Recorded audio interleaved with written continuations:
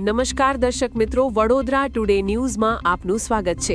વડોદરા શહેરની કપુરાઈ પોલીસ સ્ટેશનની ટીમે બાતમીના આધારે નેશનલ હાઈવે નંબર 48 તરફ જતી એક સફેદ કલરની મહિન્દ્રા બોલેરો કારને વોચમાં રહીને ઝડપી પાડી છે।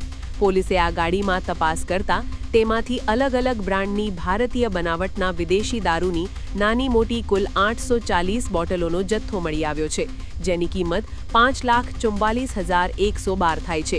પોલીસે મધ્યપ્રદેશના અલીરાજપુરના રહેવાસી ડ્રાઈવર ભૂપેન્દ્ર ભારતસિંહ તોમરની ધરપકડ કરી છે અને દારૂ તથા 8 લાખની બોલેરો ગાડી મળી કુલ 13,44,212 રૂપિયાનો મુદ્દામાલ કબજે કરી નહીં પકડાયેલ આરોપીઓ સામે કાયદેસરની કાર્યવાહી હાથ ધરી છે।